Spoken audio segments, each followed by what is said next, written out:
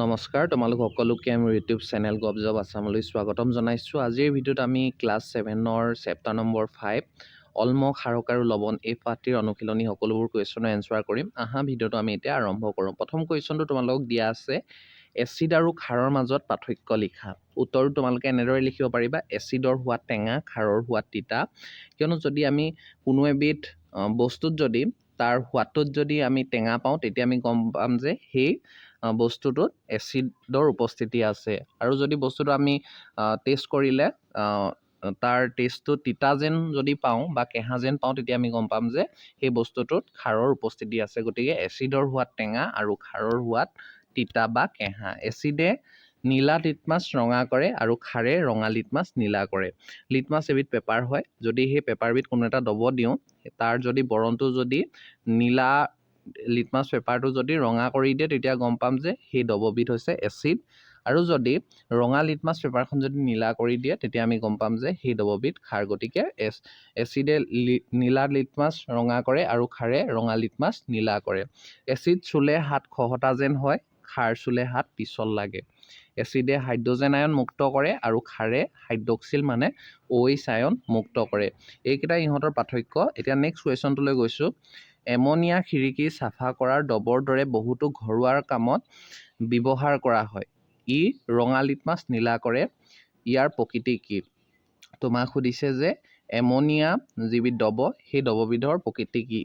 ইয়াত দিয়াই আছে ই ৰঙা লিটমাছ নীলা কৰে। আমি জানো যে যিবিধ ডবত যদি আমি লিটমাছ পেপাৰ দি দিওঁ, তাৰ লিটমাছ পেপাৰৰ ৰঙা বৰণটো যদি নীলা হৈ যায় তেতিয়া আমি গম পাম যে সেই ডববিধ ক্ষাৰকীয়। গতিকে আমি উত্তৰটো এনেদৰে লিখিব পাৰিম, এমনিয়া প্ৰকৃতি ক্ষাৰকীয়।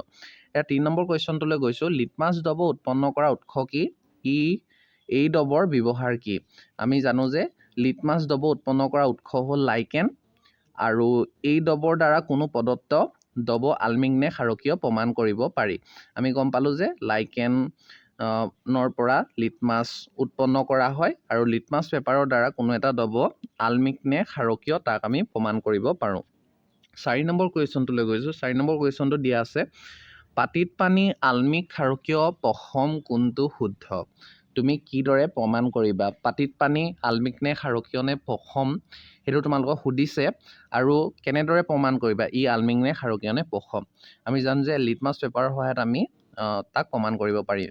পাতিত পানী হৈছে পশম। উত্তৰটো এনেদৰে লিখিবা, পাতিত পানীত যদি লিটমাছ পেপাৰ ডুবাই দিলে লিটমাছৰ বেঙুনীয়া বৰণ পৰিৱৰ্তন নহয়, গতিকে ই পশম। যদি লিটমাছ পেপাৰখন যদি কোনো এটা ডবত আমি ডুবাই দিওঁ, তাৰ যদি ৰঙৰ কোনো পৰিৱৰ্তন নহয় তেতিয়া আমি গম পাম যে সি আলমিকো নহয় ক্ষাৰকীয়ও নহয়, সেই ডবটো হ'ব পশম। তোমালোকে উত্তৰটো এনেদৰে লিখিব পাৰিবা। গতিকে 5 নম্বৰ কুৱেশ্যনটোলৈ গৈছোঁ। পশমন প্ৰক্ৰিয়াৰ উদাহৰণ সহ ব্যাখ্যা কৰিবলৈ কৈছে। এতিয়া আমি উত্তৰটো এনেদৰে লিখিম, পশমন বিক্ৰিয়া, যেতিয়া এচিডৰ লগত উপযুক্ত অনুপাতত খাৰ মিহলোৱা হয় তেতিয়া এচিড আৰু খাৰৰ মাজত বিক্ৰিয়া ঘটি লৱণ আৰু পানী উৎপন্ন হয়। অৰ্থাৎ এচিড আৰু খাৰ উভয়ৰে নিজৰ গুণ লোপ পায়। এই বিক্ৰিয়াটোত তাপো উদ্ভৱ হয়। এই বিক্ৰিয়াটোৱে হৈছে পশমন বিক্ৰিয়া।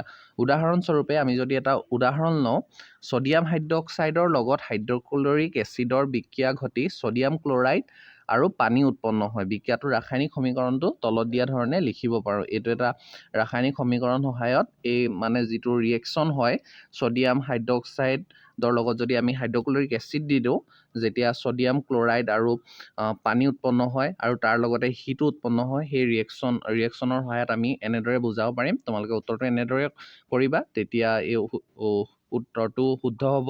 গতিকে ইমানখিনিয়ে তোমালোকে লিখিব পাৰিবা পশমন বিক্ৰিয়াৰ উদাহৰণ সহ ব্যাখ্যা কৰিবলৈ দিলে। এতিয়া নেক্সট কুৱেশ্যনটোলৈ গৈছোঁ। 6 নম্বৰ কুৱেশ্যনটো হৈছে, সঁচা হ'লে ট্ৰু আৰু মিছা হ'লে ফলছ লিখা। এতিয়া আমাক দিয়া আছে শুদ্ধ নে অশুদ্ধ তাক বাচিবলৈ কৈছে। প্ৰথম কুৱেশ্যনটো দিয়া আছে, নাইট্ৰিক এচিডে ৰঙা লিটমাছ নীলা কৰে। আমি জানো যে নাইট্ৰিক এচিড বুলিয়ে দিয়া আছে, নাইট্ৰিক এচিডে ৰঙা লিটমাছ নীলা কৰে। আমি জানো যে এচিডে সদায় নীলা লিটমাছ পেপাৰখন ৰঙা কৰে, গতিকে এইটো হৈছে ফলছ, কাৰণ আমাক দিয়া আছে ৰঙা লিটমাছ নীলা কৰে বুলি এচিডে, সেইকাৰণে এইটো অশুদ্ধ। এতিয়া 2 নম্বৰ কুৱেশ্যনটোলৈ গৈছোঁ। ছডিয়াম হাইড্ৰক্সাইডে নীলা লিটমাছ ৰঙা কৰে। এইটো শুদ্ধ, কাৰণ ছডিয়াম হাইড্ৰক্সাইড এটা ক্ষাৰ হয়, গতিকে যিটো নীলা লিটমাছ থাকে সেইটো ৰঙা কৰে, গতিকে এইটো ট্ৰু হয়। এতিয়া ছডিয়াম হাইড্ৰক্সাইড আৰু হাইড্ৰক্লৰিক এচিড পৰস্পৰ পশমিত হয় আৰু লৱণ আৰু পানী উৎপন্ন হয়। ছডিয়াম হাইড্ৰক্সাইড আৰু হাইড্ৰক্লৰিক এচিড পৰস্পৰ পশমিত হয় আৰু লৱণ আৰু পানী উৎপন্ন হয় বুলি কৈছে। আমি ওপৰত বিক্ৰিয়াটো পাই আহিছোঁ, গতিকে এইটো শুদ্ধ। এতিয়া 4 নম্বৰ কি দিয়া আছে আমি চাওঁ। সূচক হ'ল এবিধ পদাৰ্থ যিয়ে সাৰ আৰু অলমৰ ডবত বেলেগ বেলেগ ৰং প্ৰদৰ্শন কৰে। গতিকে এইটো শুদ্ধ। আমি জানো যে সূচকে সাৰ আৰু অলমৰ ডবত বেলেগ বেলেগ ৰং প্ৰদৰ্শন কৰে, গতিকে এইটো শুদ্ধ। দন্তক্ষয় বেমাৰ দাঁতত লাগি থকা সাৰৰ পৰা হয়, এইটো শুদ্ধ। এতিয়া 7 নম্বৰ কুৱেশ্যনটোলৈ গৈছোঁ। দৰ্জীয়ে তেওঁৰ চাহ দোকানত কেইটামান দুৰ্ভাগ্যক্ৰমে লেবেল নমৰা কোমল পানীয়ৰ বটল বিক্ৰীৰ বাবে ৰাখিলে। গ্ৰাহকৰ দাবীৰ বাবে তাক বিক্ৰী কৰিব লগাত পৰিল। কিছুমান আলমিক, কিছুমান ক্ষাৰকীয় আৰু কিছুমান পশম পানীয় বিচাৰিলে। দৰ্জীয়ে কি পদ্ধতি অৱলম্বন কৰি এইবোৰ গ্ৰাহকৰ পচন্দ মতে বিক্ৰী কৰিব? আমি জানো যে যদি ক্ষাৰকীয়, অলম, পশম কোনটোনো দব, তাক আমি চিহ্নিত কৰিবৰ বাবে লিটমাছ পেপাৰ ব্যৱহাৰ কৰিম। তোমালোকে উত্তৰটো এনেদৰে লিখিব পাৰিবা। দৰ্জীয়ে লিটমাছ পেপাৰ ব্যৱহাৰৰ দ্বাৰা বটলবোৰ চিনাক্ত কৰিব পাৰিব। যিটো বটল পানীয় লিটমাছৰ বৰণ নীলা কৰে সেই বটলটো ক্ষাৰকীয় বুলি আমি জানিম। যিটো বটলৰ পানী লিটমাছৰ যদি বৰণটো যদি ৰঙা কৰে তেতিয়া আমি তাক কি বুলি জানিম? আলমিক মানে এচিড বুলি জানিম। আৰু লিটমাছৰ বৰণ যদি কোনো সলনি নহ'লে সেই পানীয় বটলটো আমি কি বুলি জানিম? পশমন পানীয় বুলি জানিম। এনেদৰে তোমালোকে উত্তৰটো লিখিব পাৰিবা। এতিয়া ব্যাখ্যা কৰা দিয়া আছে।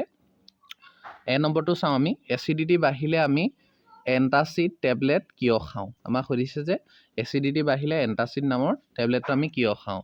এণ্টাচিড টেবলেট হ'ল ক্ষাৰৰ দ্বাৰা তৈয়াৰী। যেতিয়া এচিডিটি বৃদ্ধি হয়, ক্ষাৰ খালে ক্ষাৰে অতিৰিক্ত এচিড ক্ষাৰে পশমিত কৰে, ফলত এচিডিটি উপশম হয়। এচিডিটি মানে হৈছে আমাৰ যদি পেটত যদি এচিডৰ পৰিমাণ বৃদ্ধি হৈ যায়, গতিকে সেই এচিডৰ পৰিমাণ বৃদ্ধি হ'লে আমি তাক পশম কৰিবৰ বাবে আমি তাৰ সমানৰ সেই এচিডখিনি সমানৰ সাৰ আমি দিব লাগিব। গতিকে এণ্টাচিড টেবলেটত কি থাকে? সাৰ থাকে। গতিকে সেই সাৰখিনি গৈ এচিডখিনিৰ লগত মানে বিক্ৰিয়া কৰি পশম কৰি তোলে আৰু আমি তাৰ পৰা ভাল পাওঁ, এচিডিটিটো আমি ভাল পাওঁ। গতিকে তোমালোকে এনেদৰে বুজি ল'বা আৰু যি ধৰণে ইয়াত লিখা আছে এনেদৰে লিখিলে তোমালোকৰ শুদ্ধ হ'ব। এতিয়া বি নম্বৰটো দিছে যে পৰুৱাই কামুৰিলে কেলামাইন ডব ছালত ঘঁহি দিয়া হয়। কিয়নো দিয়া হয়? পৰুৱাই যদি কামোৰে তেতিয়া কেলামাইন নামৰ সেই ডববিধ কিয় ঘঁহি দিয়া হয় তোমালোকক কৈছে। এতিয়া উত্তৰটো এনেদৰে লিখিব পাৰিবা। পৰুৱাই কামুৰিলে পৰুৱাই ছালত ফৰ্মিক এচিড সুমুৱাই দিয়ে। যদি পৰুৱাই কামোৰে তেতিয়া ফৰ্মিক এচিড আমাৰ ছালত সুমিয়াই দিয়ে আৰু আমি সেই এচিডৰ বাবে বিষ অনুভৱ কৰোঁ, ফলত ছালখনত বিষ হয়। কেলামাইনত জিংক কাৰ্বনেট নামৰ এবিধ ক্ষাৰকীয় পদাৰ্থ থাকে। এই পদাৰ্থ ছালত ঘঁহি দিলে ফৰ্মিক এচিডৰ লগত বিক্ৰিয়া ঘটে আৰু পশমিত কৰে, ফলত বিষ উপশম হয়। তোমালোকে বুজি পালা? ওপৰতো সৈতে একেই। গতিকে অলপ বদলি কৰি দিলে তোমালোকৰ এনচাৰটোৰ টাইপটো, তেতিয়াই তোমালোকে দুইটা এনচাৰ কৰিব পাৰিবা। তোমালোকে চাই ল'বা, এনেদৰে লিখিলে শুদ্ধ হ'ব। এতিয়া চি নম্বৰ কুৱেশ্যনটো কিনো দিয়া আছে চাওঁ। কাৰখানাৰ পৰা ওলোৱা বৰ্জিত পদাৰ্থ কোনো পানীত পেলোৱাৰ আগতে পশমিত কৰা হয় কিয়? তোমালোকৰ যিটো ইয়াৰ উত্তৰ লিখা হিণ্টছটো একেই হয়, খালি তোমালোকে প্ৰশ্নটো চাই পানি তাৰ উত্তৰটো নিজে বনাব লাগিব। কাৰণ ইয়াত সুধি আছে যে যদি কাৰখানাৰ পৰা ওলোৱা বৰ্জিত দ্ৰব্য কোনো পানীত পেলোৱা হয় তাৰ আগতে পশমিত কৰা হয় কিয় বুলি সুধিছে। কাৰখানাৰ পৰা ওলোৱা বৰ্জিত পদাৰ্থবোৰ আলমিক নহয় ক্ষাৰকীয়। পদাৰ্থবোৰ হয় আলমিক নহয় ক্ষাৰকীয়। কাৰখানাৰ পৰা যিবোৰ বৰ্জিত পদাৰ্থ ওলাব সেইবোৰ আলমিকো হ'ব পাৰে, ক্ষাৰকীয় হ'ব পাৰে। যদি ইয়াক পোনে পোনে পানীত পেলাই দিয়া হয় তেতিয়া পানীত থকা মাছ, জলজ জীৱবোৰ মৰি যাব। গতিকে ক্ষাৰকীয় আৰু আলমিক গুণ পৰীক্ষা কৰি তাক এচিড বা সাৰ ব্যৱহাৰ কৰি পশমন কৰি লোৱা হয়, তাৰ পাছত পানীত পেলাই দিয়া হয়। কাৰণ যদি কাৰখানাৰ পৰা ওলোৱা ধৰি ল'লোঁ যিখিনি বৰ্জিত দ্ৰব্য সেইখিনি জানো বা সাৰ আছে, সেই সাৰখিনি বহুত পৰিমাণে সাৰ আছে, সেই সাৰখিনি পানীত পেলোৱাৰ আগত তাত সিমান পৰিমাণৰ এচিড দি পানি তাক পশম কৰি যদি আমি পানীত পেলাই দিওঁ তেতিয়াহ'লে আমাৰ পানীত থকা যিবোৰ জলচৰ প্ৰাণী সেইবোৰ কোনো অপকাৰ সাধন নহ'ব। গতিকে কাৰখানাৰ পৰা যিবোৰ পদাৰ্থ ওলাব, সেই বৰ্জিত পদাৰ্থ ওলাব, সেই বৰ্জিত পদাৰ্থবোৰ আমি প্ৰথমতে পৰীক্ষা কৰি ল'ম খাৰ নে এচিড। গতিকে তাত তাৰ পাছত আমি পশমন কৰিম, পশমন কৰি আমি নিৰ্দিষ্ট জেগাত পেলাই দিম। এইটোৱে উত্তৰ আছিল। উত্তৰটো তোমালোকে ভালদৰে পঢ়ি ল'বা আৰু নিজে পাৰিবা, কৰিবলৈ চেষ্টা কৰিবা। এতিয়া 9 নম্বৰ কুৱেশ্যনটোলৈ গৈছোঁ। তোমাক হাইড্ৰক্লৰিক এচিড, ছডিয়াম হাইড্ৰক্সাইড আৰু চেনি পানীৰ 3টা বিকাৰ দিয়া হ'ল। তোমাক যদি হালধিৰ দ্বাৰা তৈয়াৰ তৈয়াৰী সূচক দিয়া হয় কিদৰে এই তিনিটা দ্ৰৱক চিনাক্ত কৰিব পাৰিবা? উত্তৰটোলৈ গৈছোঁ পোনে পোনে। হালধি উচ্চাকেৰে তলত দিয়া বৰণবোৰৰ পৰা দ্ৰৱ তিনিবিধ চিনাক্ত কৰিব পাৰিবা। এতিয়া কৈছে যে হাইড্ৰক্লৰিক এচিডটো আমি কেনেদৰে চিহ্নিত কৰিম? যদি আমি হালধি দি দিওঁ, তাৰ যদি ৰং নীলা হৈ যায়, তেতিয়া আমি গম পাম যে এইটো হাইড্ৰক্লৰিক এচিড। ছডিয়াম হাইড্ৰক্সাইড, হালধিৰ ৰং ৰঙা হৈ যাব, ছডিয়াম হাইড্ৰক্সাইড। কোনো এটা যদি আমি দ্ৰৱত যদি হালধি দি দিওঁ, তাৰ যদি ৰং ৰঙা হৈ যায়, তেতিয়া আমি গম পাম যে এইটো ছডিয়াম হাইড্ৰক্সাইড।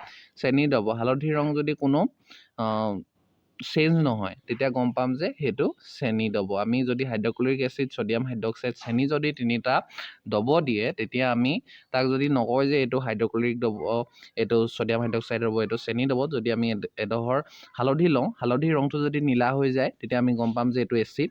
আৰু যদি ৰঙা হৈ যায়, তেতিয়া আমি গম পাম যে এইটো ক্ষাৰ। আৰু যদি আমি হালধিৰ ৰংটো যদি একেই থাকে, তেতিয়া আমি গম পাম যে সেইটো চেনিৰ দ্ৰৱ। এতিয়া 10 নম্বৰ কুৱেশ্যনটোলৈ গৈছোঁ। নীলা লিটমাছ পেপাৰ কোনো এটা দ্ৰৱত ডুবাই দিয়াত ই নীলা হৈ থাকিল। দ্ৰৱটোৰ প্ৰকৃতি কেনেকুৱা ব্যাখ্যা কৰা? আমি গম পালোঁ যে উত্তৰটো এনেদৰে লিখিব পাৰিবা। এচিডে নীলা লিটমাছ ৰঙা কৰে আৰু ক্ষাৰে ৰঙা লিটমাছ নীলা কৰে। যিহেতু দ্ৰৱটো নীলা লিটমাছৰ ৰং সলনি কৰিব নোৱাৰিলে, গতিকে ই এচিড হ'ব নোৱাৰে।